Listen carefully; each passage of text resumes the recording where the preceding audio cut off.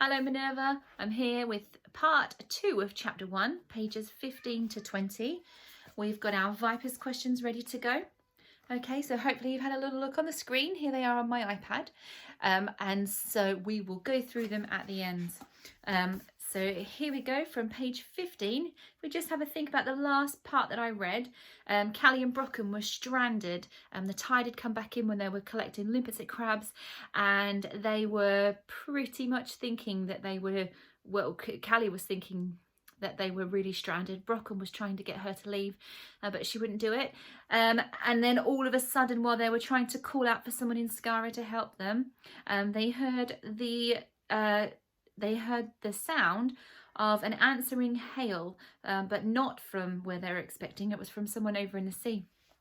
So we're going to pick up on top of page 15. So there, a few hundred yards away, was a boat, a strange boat to their eyes, but nevertheless a boat. In it, a lad was scooping at the water with a broad paddle. "Try to hold on, I'm coming," he shouted. Though Callie could not make out his words properly, the sense of it reached her.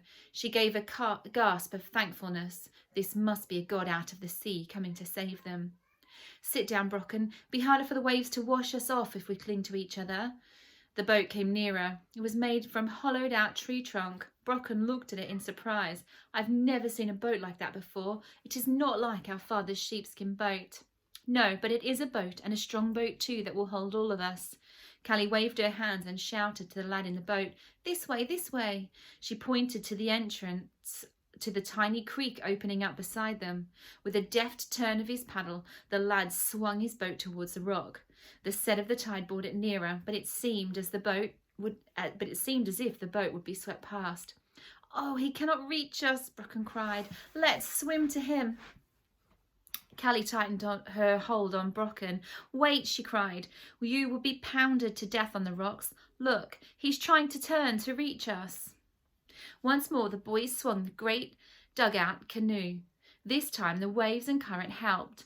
The boat floated between the protecting pinnacles of a rock and into the slightly calmer water of the little creek. A few more strong strokes of the paddle, and he brought his craft alongside the rock. The boy steadied the craft with his paddle, and Callie gave Brocken a hand into it. Then she stepped in carefully herself in order not to disturb the balance of the boat. She still clutched the bag of limpets and crabs. "Thank you for saving us from the sea, stranger," she said. The lad pointed towards the sand dunes. "I will put you ashore," he said, using his paddle vigorously. Even without the gesture, Callie found she could understand his speech, though it sounded a little different from her own. "You speak the same words as we do. Are you from this island? I have not seen you before." "Did you come?" The boy shook his head and pointed over the sea. "I come from a long way over the water." "Did you come alone?" Callie asked in surprise. "There was a quarrel between our tribe and another one about the right to hunt in a certain place. There was fierce fighting. My father, the chieftain, was killed before my eyes. Most of my tribe were slain." Callie looked at him in pity.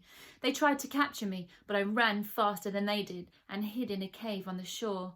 At sunset, they gave up looking for me. In the darkness, I reached my father's boat. I launched it and pulled away from the shore. I thought I would land further along the coast, but the wind blew strongly and carried me out to sea." "How long ago was this?" Callie asked. The boy held up 2 fingers. "All night and the next day, the wind blew hard and carried me northwards. Sometimes I slept. Sometimes I wakened in the darkness and the howling of the wind and the roaring of the sea. I did not think I would be alive when the second day broke. Then, as the sun rose, the wind lessened and the sea no longer tossed me about.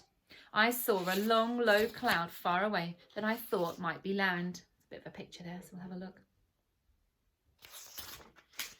"I took my paddle up again and steered it.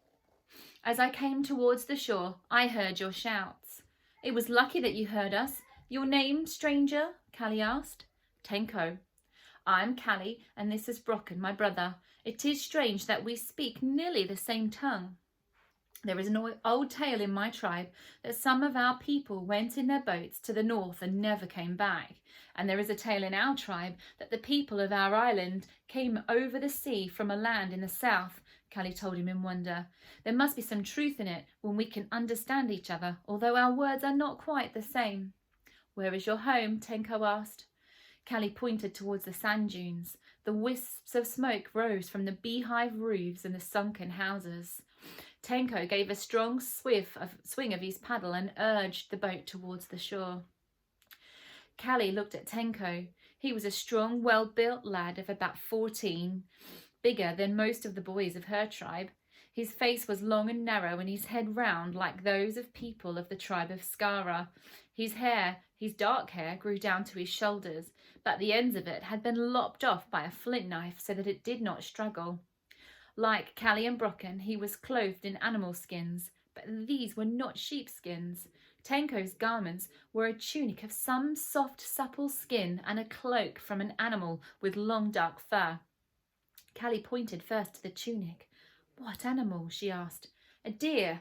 There are deer that roam our hills. She pointed to the cloak. But what animal is that? A wolf. I hunted and killed him myself, Tenko told her proudly. Callie shook her head, puzzled. I have never seen such an animal on our island. Our men do not hunt often, and then it is only the deer. What do you eat? Tenko asked, surprised. We have herds of cattle and sheep, so we have meat, and we eat limpets and crabs and fish from the sea. Do you go hungry in the winter? Callie shook her head. Not often. We kill our sheep and salt the meat. Then we keep it in a stone keeping place under the ground.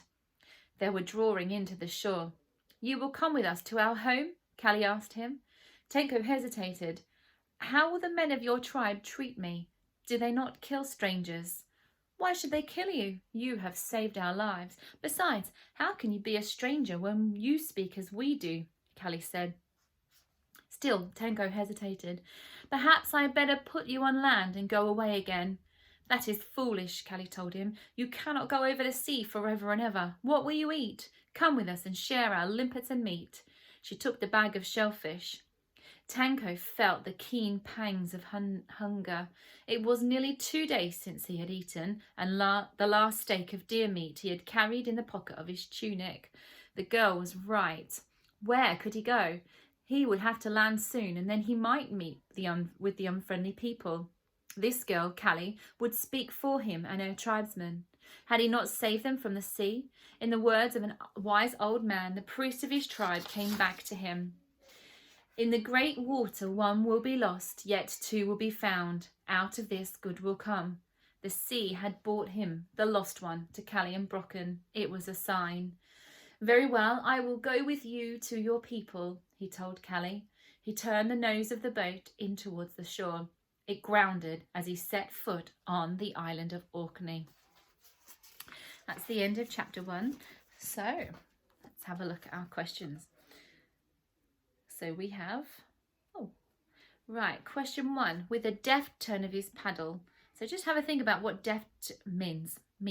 He's coming from the sea and he is trying to get them out of rough seas. So deft means he's done it swiftly and quickly and quite strongly as well.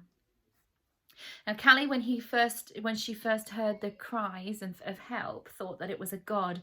She said, it must be a god who's come to save us. And that makes sense. Callie and Brocken have never seen anyone outside of their island before. They have heard tales from the past, from the stories, but they're also stuck, about to die, and a stranger coming from the sea. So it's quite natural that Callie might have thought that it was one of the gods who was protecting them. And what do you think the phrase, a strange boat meets their eyes? A strange boat meets their eyes is showing them that they've never seen anything like it before. You will find out that there are no trees on Orkney, and this was a boat carved out of a huge log. So a strange boat meets their eyes is that it's coming up to their eye level to meet them. Okay, so that's it for chapter 1, and Mrs. Cox is reading chapter 2. So I will see you again for the start of chapter 3, part 1. And I hope you're enjoying watching us on our YouTube channel. Bye!